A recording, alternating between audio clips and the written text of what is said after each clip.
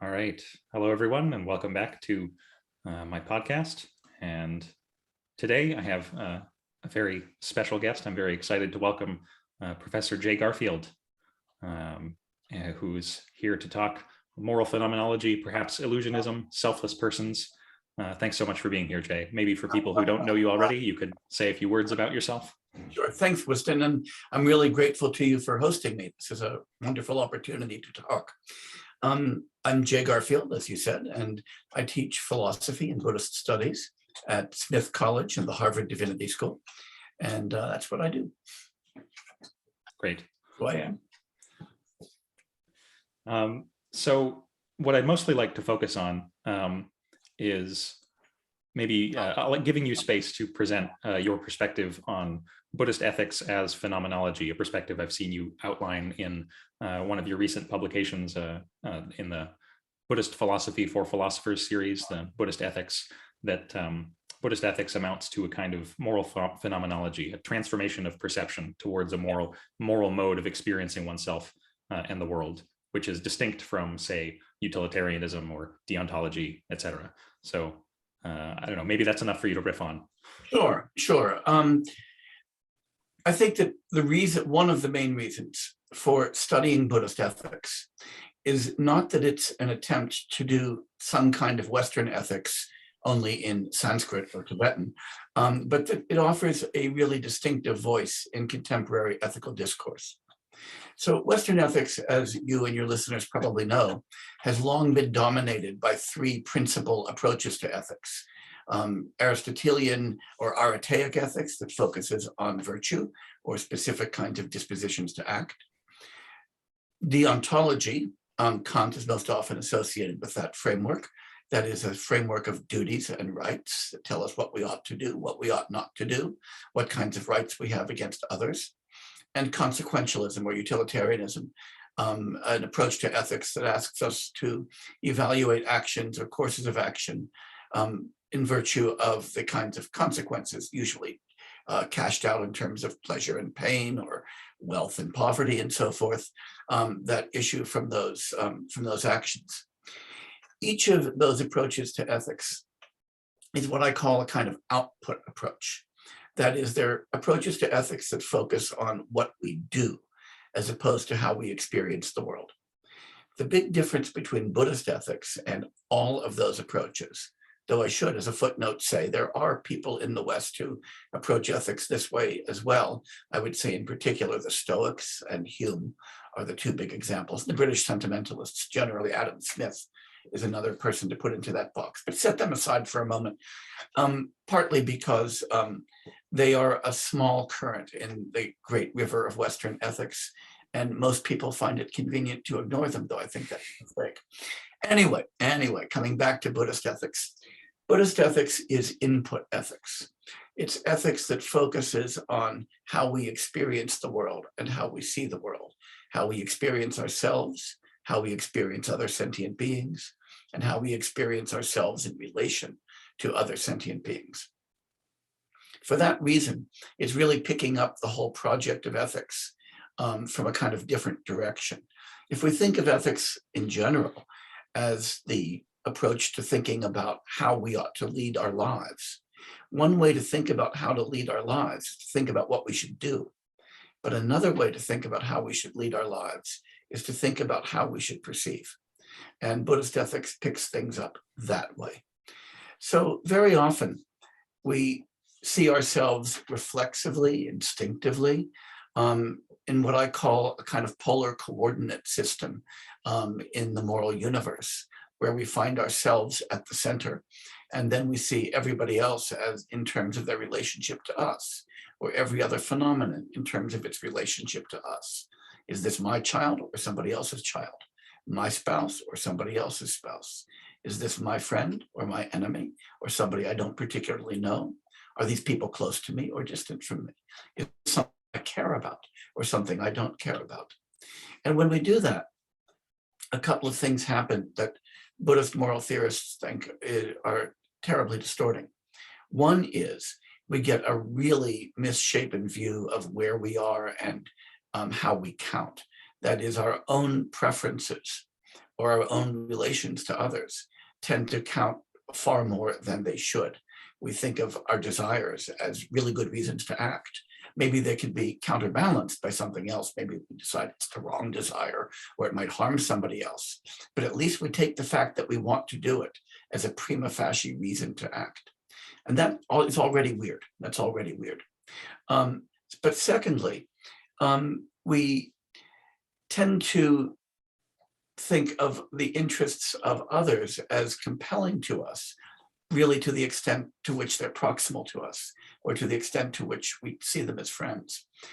So we see special obligations to take care of our kids or our friends, but not such great obligations to take care of people who are far away.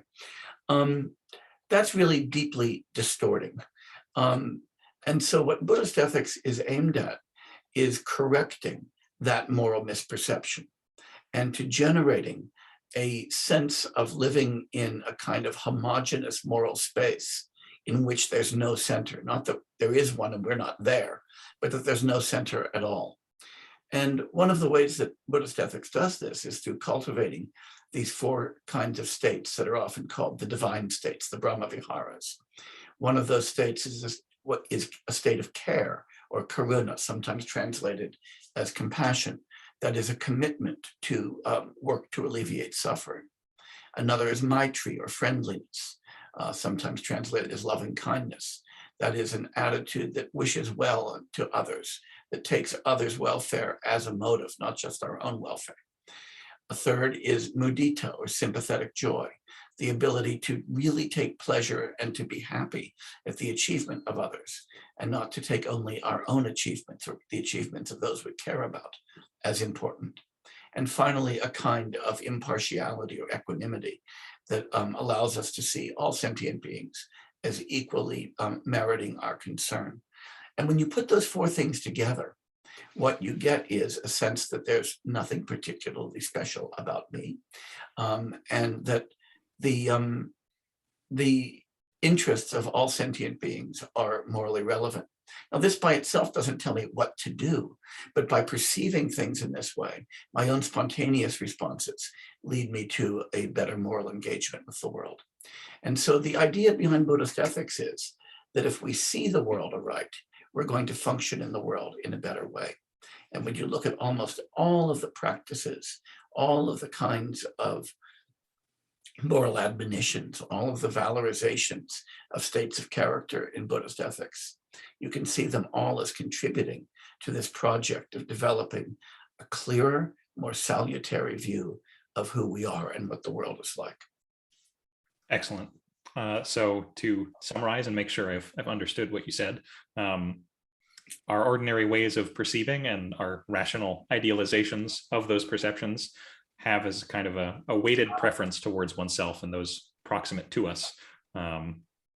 Whereas Buddhist ethics not only argues that it's metaphysically, epistemologically incorrect to perceive and act in that way, but that it is more salutary morally and for one's own happiness, not just a kind of self-abnegating sense, to have a more centralist mode of engagement with the world, both ethically, phenomenologically, and those two come together. That's absolutely right. That's absolutely right. And there are all of Buddhist meditative practice can kind of be seen as contributing to the achievement of those ethical aims, or they're one and the same. Maybe you could say something about the difference between aspirational and engaged bodhicitta. Sure. One of the attitudes valorized in the Mahayana tradition, and especially articulated by Chandrakirti and Shantideva, two really great ethical theorists within that tradition. Chandrakirti lives in the 7th century, Shantideva in the 8th century, is the idea of bodhicitta.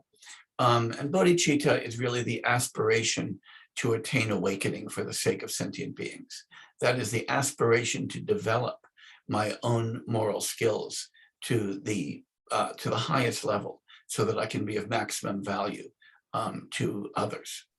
Now, Shantideva, in the opening verses of his text, How to Lead an Awakened Life, the Sanskrit title is Bodhicharya Avatara, articulates two different senses of bodhicitta. The first one we usually translate as aspirational bodhicitta, and the second one as engaged bodhicitta. And in distinguishing those two, Shantideva uses a really nice analogy.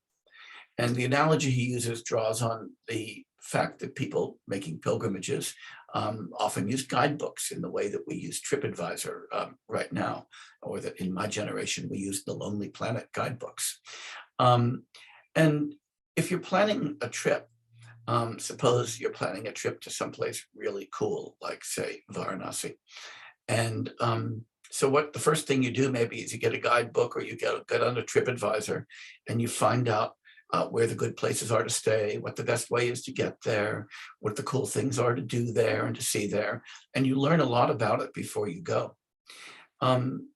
But suppose somebody then asks you a bunch of questions about Varanasi, and you say, oh yeah, it's really good to stay in this particular place, and it's really great to go on the River Ganga in the morning and on these boats, and there's really good sweets, and here's where you can get them, and this is a really good restaurant, and the ghats are really cool, and you can see all these people doing, and you go on. And they say, well, if you already know all of that stuff, why bother going there? And the answer is that it's one thing to read about it. It's another thing to actually experience it. And you want not only to read about it, but to experience it. And Shantideva says that aspirational bodhicitta is like somebody who knows about a place by reading a guidebook. And engaged bodhicitta is like having been there. And so one way to think about that is that aspirational bodhicitta is a kind of cognitive attitude. It's a kind of theoretical understanding, if you want. It's a knowledge that one ought to cultivate these states and that they're really good states to cultivate, and a strong aspiration to do so. But it always has a kind of inferential and abstract sensibility. So you have to think about things. You have to think, okay, here's a situation in which somebody needs my help. What should I do? Like that. But engaged bodhicitta is more perceptual. It's like being there. That's the goal of Mahayana Buddhist practice, to achieve that sense of knowing the moral landscape in virtue of having been there, rather than in virtue of having thought about it.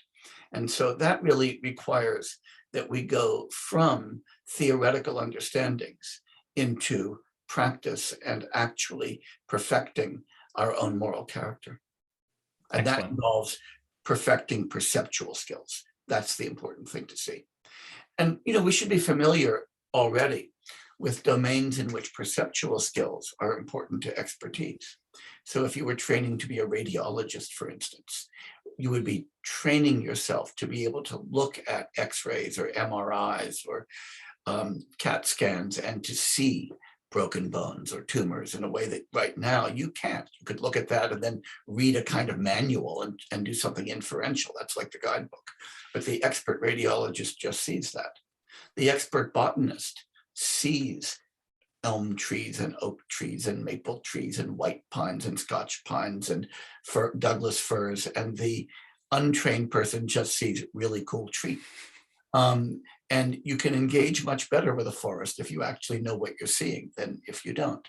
So engaged bodhicitta is like that. It's developing perceptual skills in lieu of theoretical skills. Wonderful.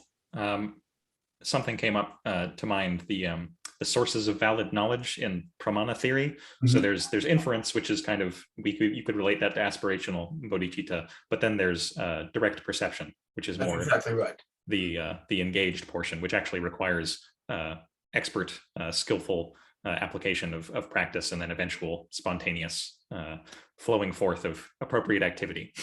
That's exactly right. And that's the distinction that Shantideva has in mind here. The two pramanas recognized by the Buddhist epistemological tradition of perception and inference. And it's worth noting that the Buddhist tradition, even though its epistemology recognizes these two kinds of pramana, these two kinds of epistemic instruments, always valorizes perception over inference. And the reason for that is that perception engages with particulars and inference engages with universals. And universals from a Buddhist standpoint are unreal. They're fictional, they're cognitive constructs. because Buddhism is a nominalist tradition. So that what's real is what's particular and what's concrete. And so another way of understanding Buddhist ethics, if we come at it through this direction, is to say that Buddhist ethics is about how we engage in concrete, particular situations, rather than theoretical ideas about what we should do and when we should do it and how we should do it.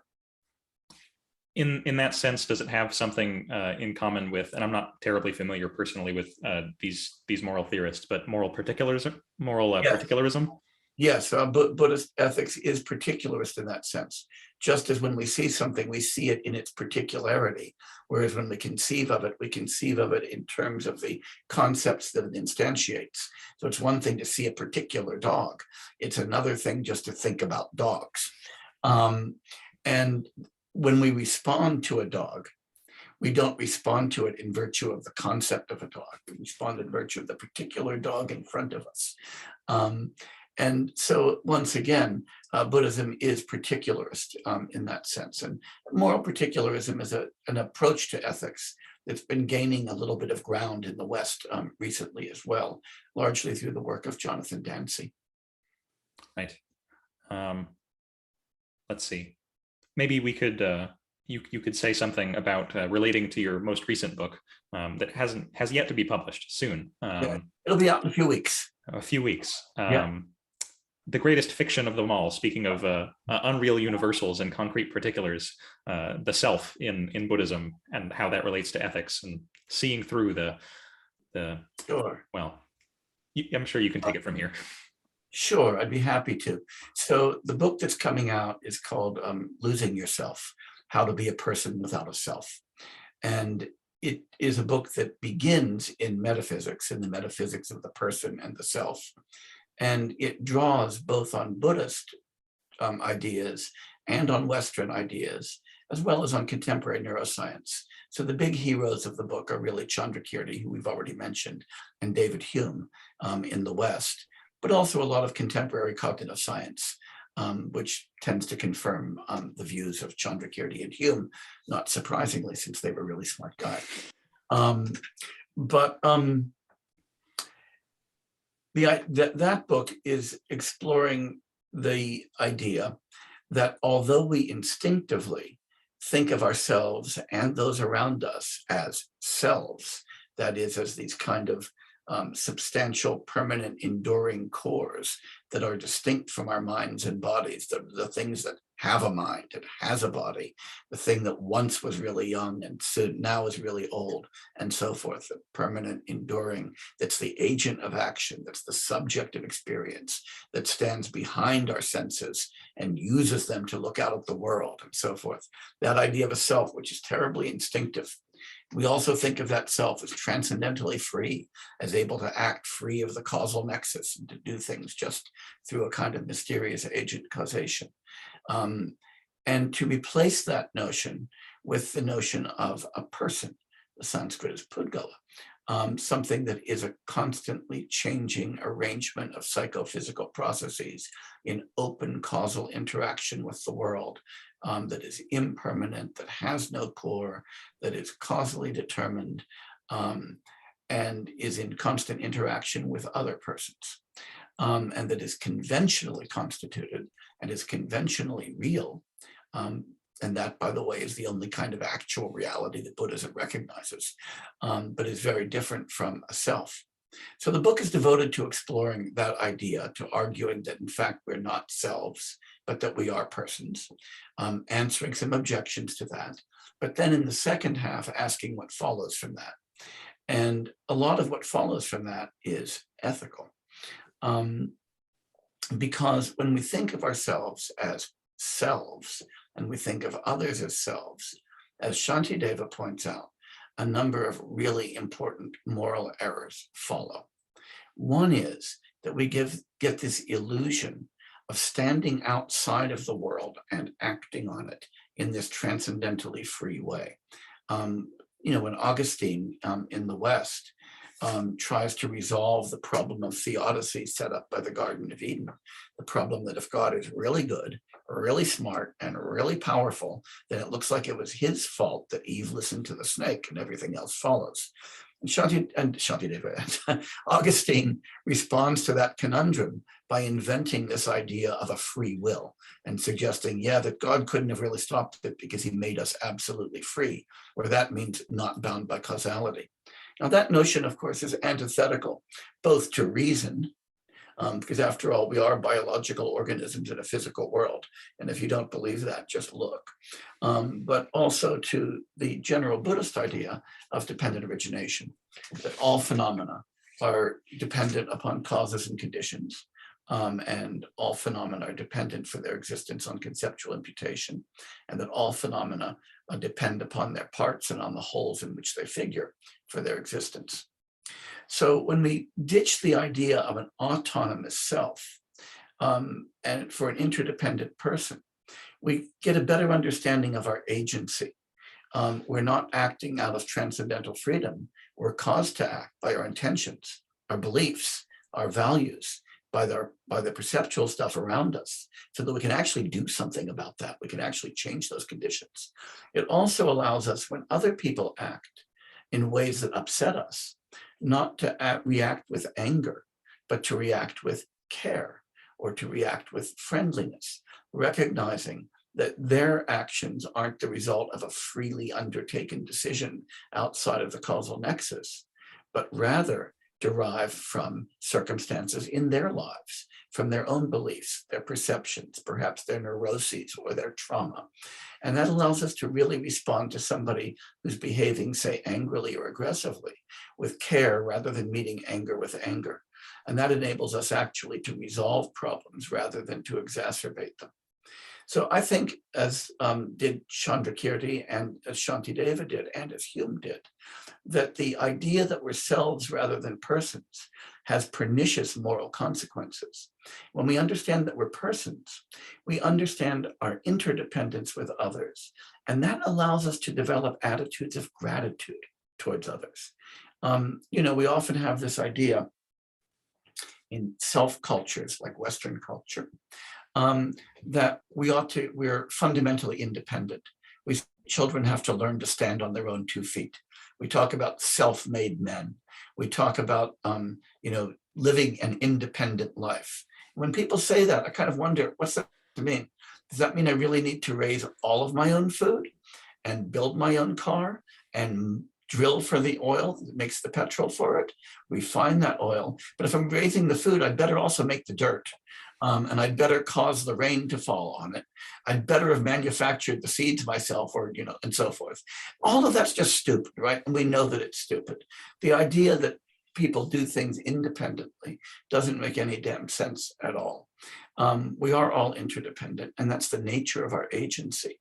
But that interdependence should, if we recognize it, lead to attitudes of gratitude, care, and friendship, and impartiality, rather than the egoistic attitudes that are associated with the self-illusion. And so that's how these 2 projects, the ethics book and the no self book, are connected. Wonderful. Thank you so much. So again, attempting to summarize, we ordinarily see the world perhaps some degree of acculturation and philosophical education, but perhaps more so inbuilt perceptual cognitive distortions that are just a result of growing up and becoming habituated.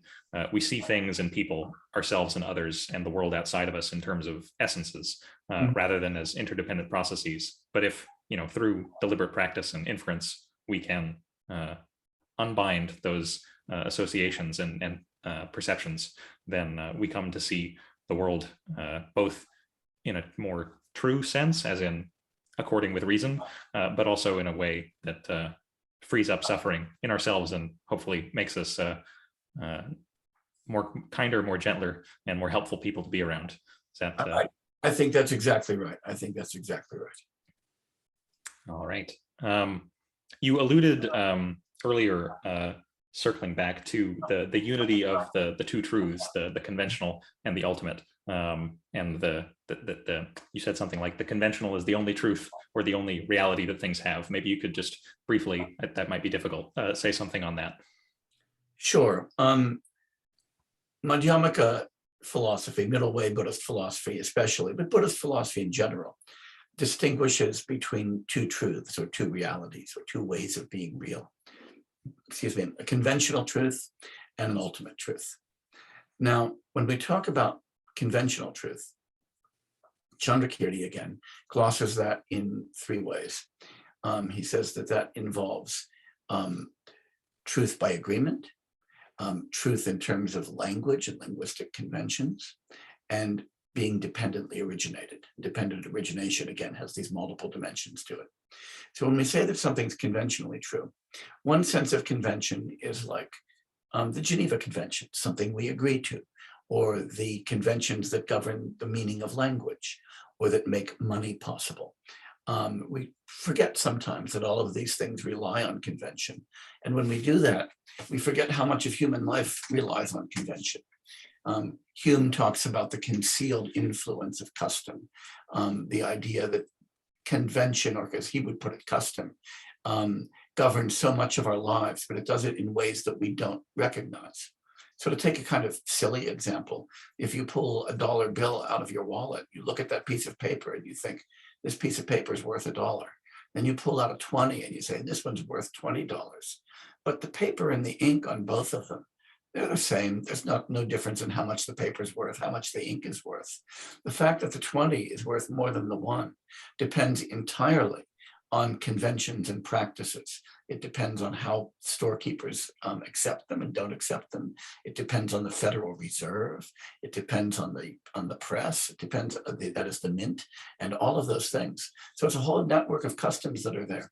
When I'm using language as I am now, the fact that people can understand me relies on the fact that we all participate in the same customs or conventions for using words and for understanding them. Those customs or conventions constitute the meanings of words.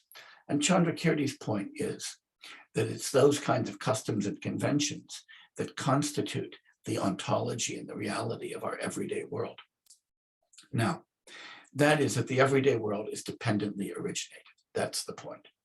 Now, the second truth, the ultimate truth, which makes it sound like, wow, that must be really transcendent and important, is in Buddhist philosophy thought of as the emptiness of all phenomena.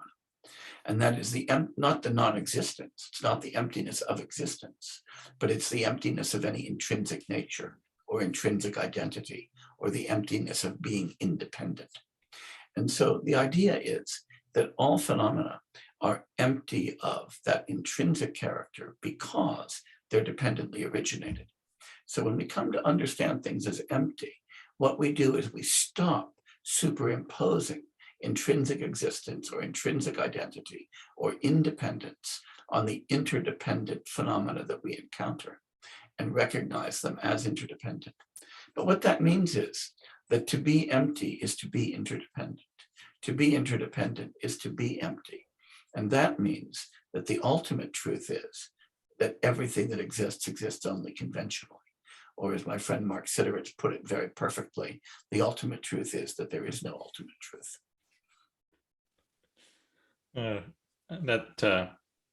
And as I understand it, and as I've read your work, the outline of the two truths and the ultimate is, especially that version of it, is formulated by the Tibetan philosopher.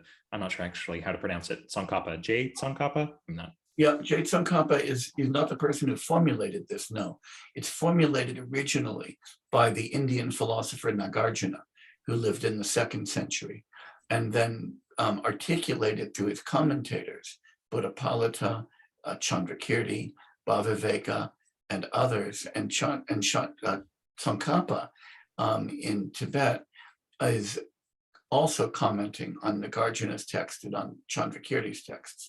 So what he's doing is developing a very precise commentarial articulation of the ideas that were originally developed by Nagarjuna and Chandrakirti.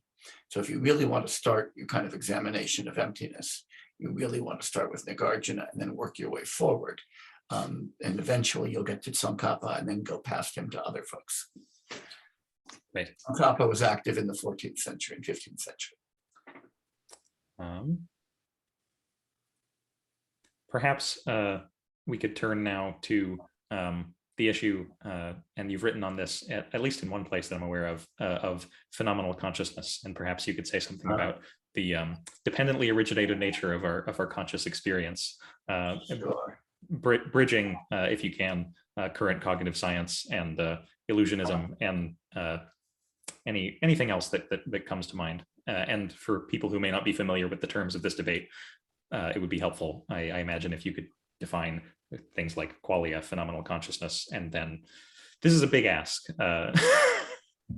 Yeah, it is. Sorry. You want a kind of quick introduction to the phenomenal consciousness debate, and then a defense of my weird position in that debate, which I will try my best. I will try my best. It is a big ask. Okay. So imagine for a moment something really nice. That is, you're on a beach and you're watching a sunset, and it's a beautiful red sunset. Maybe you've got a margarita in your hand. You're sitting on the beach and it's absolutely gorgeous. And somebody asks you, gee, so what's your consciousness? What's it like to be you right now? What's your consciousness like? There's a broad strain of thought that runs through a lot of Western philosophy that says that at this point, what you do is you direct your attention inward and you attend to the inner experiences happening in your mind. And that so that corresponding to the red of the sky, there's an inner sensation of red or experience of red. Philosophers like the term qualia for that, or quale, a qualitative state inside. And that you look inside and you say, wow, I've got these red experiences right now.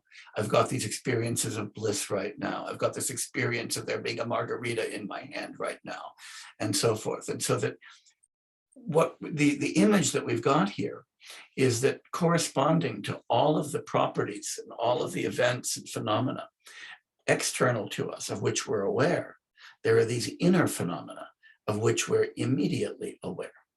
And then you might think a couple of cool things about this. First, it's those inner experiences that ultimately explain how it is that we can be aware of outer phenomena. And secondly, we are, even though we might be wrong about the outer phenomena, maybe it's not a sunset, maybe it's a dust storm, right? Maybe it's not red, maybe I'm colorblind and it's really a kind of greenish light. We can't possibly, someone thinks, be wrong about the nature of our own experience of those qualitative states inside of us, because they're just there for us. And so we get this picture that the way that we might be fallibly aware of an external world is by first becoming infallibly aware of things happening in an inner world, and then using that infallible awareness of the inner to infer to the character of the outer world. Now, I wish I were making this up, but I'm not. Lots of people believe that things are like that. Maybe you even thought that my account there was vaguely plausible. But I think it's actually bullshit, to use a philosophical term here. And that for several reasons. Reason number one, just flat out, when somebody asks you kind of, what are you seeing right now? The red that I'm seeing is the red in the sky, not a red inside my mind. If you actually open up your head, there's nothing red in there except blood. There's not a red sensation lurking in there.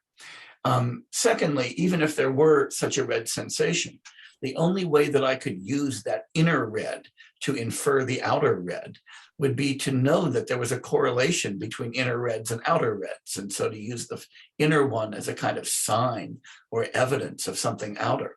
But to do that, I'd have to have direct experience of the outer red and the inner red and know that they happen at the same time, and that the inner red never happens when there's outer blue, for instance. But that's stupid, because by hypothesis, I'm supposed to only know about outer red through inner red. So that doesn't make any damn sense either, which means that this whole picture would lock our experience inside. We'd be locked in a way that the only thing we could ever know is our own inner life and not something external. But it gets worse. If you thought that the problem with our knowledge of the external world is that it's fallible because we're hidden behind our sensory apparatus, and the external world is delivered to us only by those sensory apparatus, but that our inner world is delivered to us immediately, then you are forgetting the fact that when you're asked to direct your attention inside, you are also using a sensory faculty. You are using your introspective faculty, what in the Buddhist world we call manas vijnana, or the mental or introspective sense power. And that sense faculty is as subject to illusion as any external sense faculty. Moreover, if it's really functioning as a sense faculty, which it is, and I look inside to find that red experience, it turns out I don't find the red experience. All I find is my inner sense faculty telling me that there's a red experience. And now I'm back to the same problem I was with the external world. I now have to wonder, is there really a red experience there, or is my inner sense faculty bad? One way of putting this is this. The whole problem that the qualitative experience model is supposed to solve is that when we think about our sense faculties, our external sense faculties, there's a sense in which they're opaque to us. We don't know whether they're functioning like really good telescopes or like kaleidoscopes. And so we don't know whether the experience we're getting is just made up or is actually reflecting something external. But once we see that that's a problem, then we have to see that it's just as much a problem for our inner sense as for our outer sense. And if we don't know that our introspective powers are telescopes and not kaleidoscopes, then we can't tell ourselves that we have immediate special access to our inner experience. And so my view is that the idea that inner experience is just given to us as it is, that it's immediately and veridically present to us just by looking, and that when we experience the world, we do it in this mediated way, first experiencing our own experience and then inferring outward, is just simply a mass of conceptual confusions. And so that position is called illusionism because it's suggesting that the immediacy of the inner is an illusion. And it's what Galen Strawson has called the great silliness. On the other hand, I think it's the only sane position.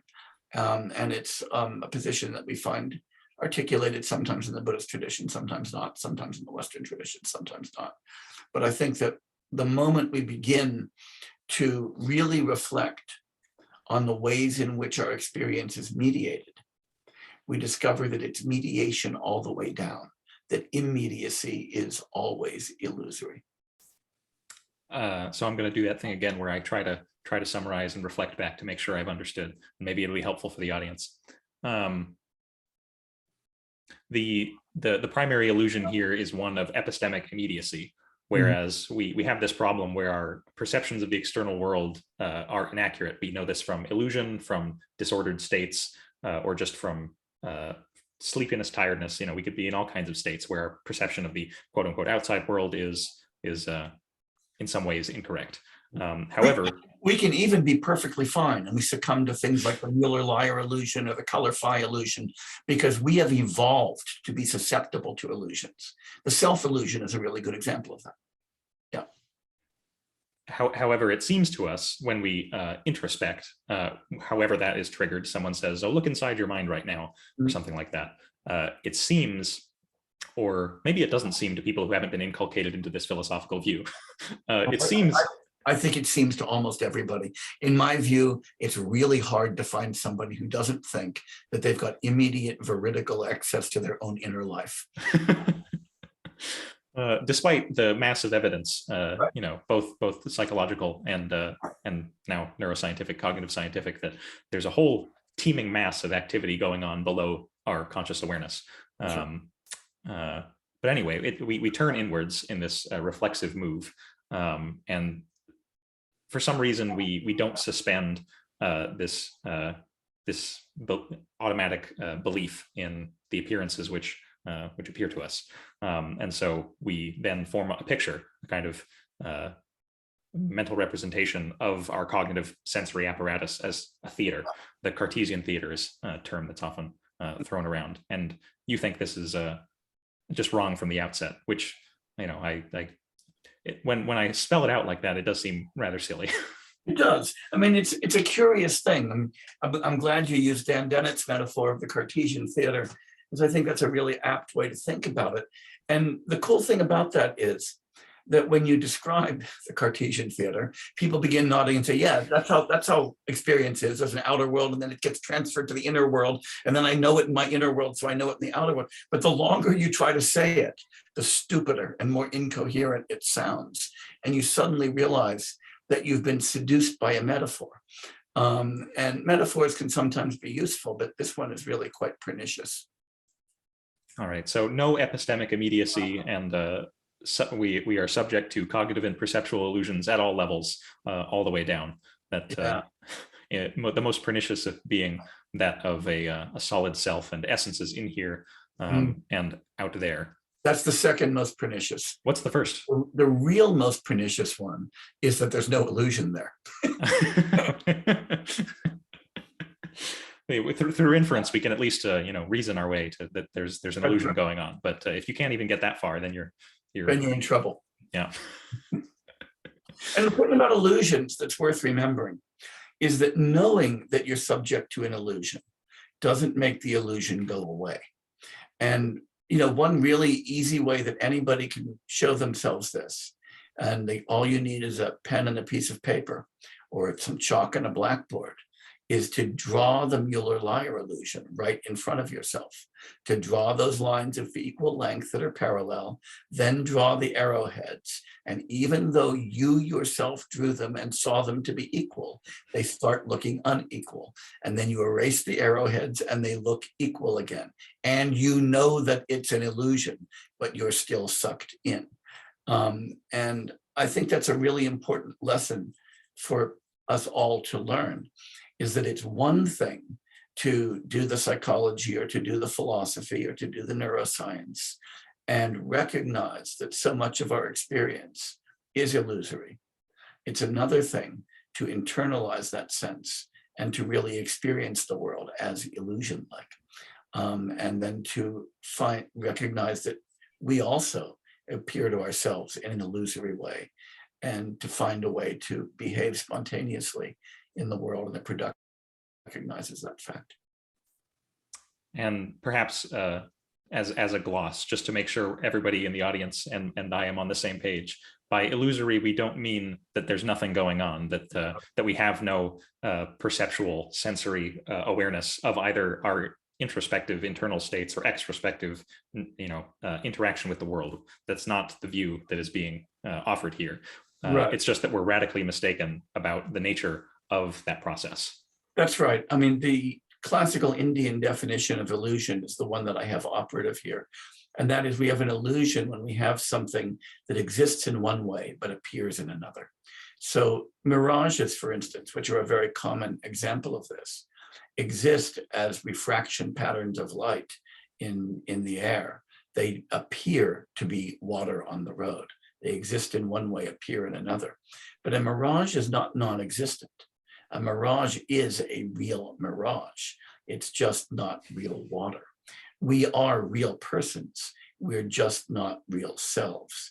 And whenever we find something that's an illusion, it's best to think about it as something that exists in one way and appears in another, and then to try to find out its actual mode of existence and try to train ourselves to experience it as it exists, rather than to experience it as it naively appears. So paraphrasing, there are real interdependent perceptual processes occurring in this coupled mind-body world system. Yep. Yet naively and sometimes elaborated into a philosophical view, it appears as though there's a disjunction between an inner world of appearance and an outer world of appearance. That's right. And here's another metaphorical way to think about that I think can be really useful. We know that we exist as embodied beings embedded in a world who enact our existence in that world. But the way that we experience ourselves is beautifully illustrated by Wittgenstein in the Tractatus, when he describes this as just like the eye in the visual field. That is, our eye isn't actually in our visual field, but the visual field is our object, and the I is outside of the visual field, made known by the fact that we're seeing. And Wittgenstein says, yeah, that's how the self is. The self isn't in the world. It's outside of the world, made known by the fact that the world appears. Now, I think that's a great metaphor for the illusion. Now, but it's a metaphor not for how we exist, it's for how we think we exist. Because we take ourselves to be standing outside of the spatio-temporal universe, acting on it, experiencing it, and so forth. But you can't say that with a straight face. You can't say with a straight face, I exist outside of space and time, and contemplate the world from outside. And so again, we appear to ourselves as eyes with respect to the visual field, when our actual mode of existence is embedded, embodied, enacted. I'm hearing in the words you're using echoes of Evan Thompson. Has that been an influence? Yeah. Evan and I have been good friends and colleagues for a long time. Yeah. And I've learned a great deal from Evan's work. There's something in all you've said so far, and you've also translated some of Patrul Rinpoche's poetry, which I very much enjoyed. Maybe we could speak a little bit on how one of the radical illusions at the base of our experience is the distinction between a subject and an object. So a subject knowing appearances apart from those appearances. Yeah. Part of the illusory nature of the self, and I explore this in the new book on the self, but also a little bit in the ethics book, is the illusion of subject-object duality. One way of putting that is that our relationship to the world, and ipso facto our relationship to other sentient beings in the world, even to our own bodies, even to our own thoughts and our own minds, is often thematized in our kind of pre-reflective experience in terms of subject-object duality. That is, we think of our subjectivity and the objects we experience as distinct, and that the structure of experience is primordially given by the difference between subject and object. And so once again, the Wittgenstein metaphor is there. The world is my object. I'm the subject that experiences the world. The things in front of me are independent objects that exist just as they are, as they appear to me, and my subjectivity is what presents them to me. When we know, if we just think in terms of psychophysics, or if we think in terms of cognitive neuroscience, or just if we think from careful common sense, that again, we don't stand over and against the world. The things we experience are things constructed by our minds and our sensory processes in constant open perception action cycles that embed us with and constitute our relationship to the world around us. I mean, just think about this for a minute. If right now I'm looking at you on my computer screen, and it certainly appears to me instinctively and reflexively that what my eyes are doing is delivering you exactly as you look to me, because I'm a faithful recorder of the world. When I know that all that's happening is that light is reflecting from that screen, and it is entering the lens of my eye, being reversed and refracted through jelly, engaging electronically with the nerve cells on the back of my retina, sending electrical impulses up my optic nerve, heading to my occipital cortex through two distinct pathways, and then a whole bunch of electronic activity is happening in my occipital cortex and connecting to other parts of my brain, and none of that looks like you. Not a bit of it. So what's happening is that an experience is being constructed out of all of that. And that isn't something external to me. That's something implicated in who I am. So that's a fundamentally non-dual experience. But when we thematize that experience, we thematize it in terms of subject-object duality. That's a superimposition on an experience that's primordially non-dual of subject-object duality.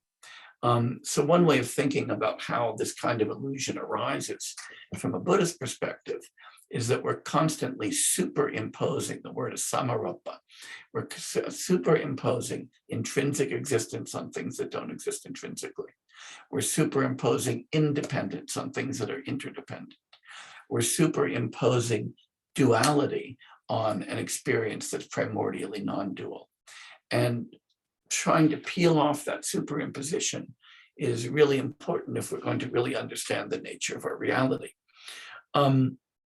I do think that there's, and I talk about this in the self book as well as a little bit in the ethics book, that we often do have access to that primordially non-dual nature of experience.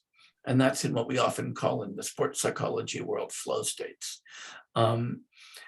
States in which we don't thematize me and other, but in which we simply respond spontaneously and effortlessly to the world around us. After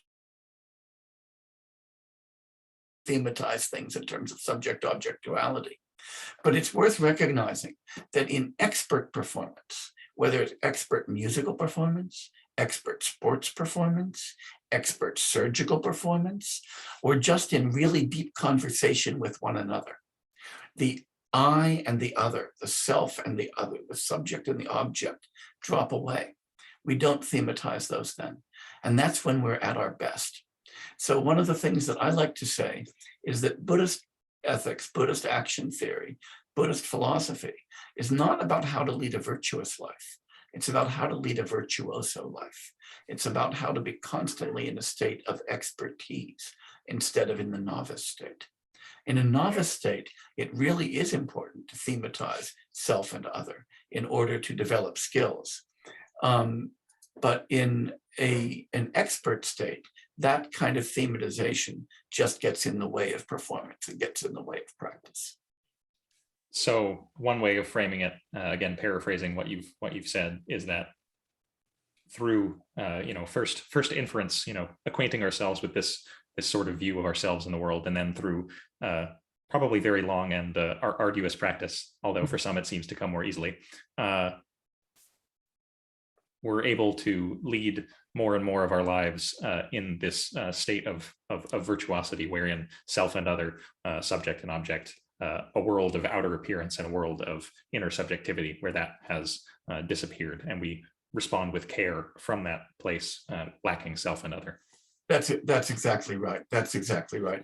That's why Dogen can say in Genjo Koan, to study the self is to forget the self.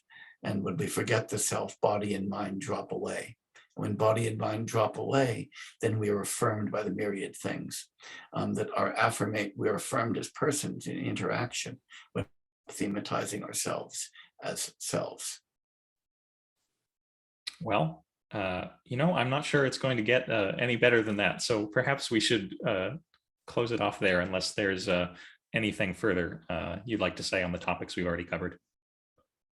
It's been a really pleasant conversation and a great opportunity to talk with you. And I hope something that's of value and of interest to your listeners.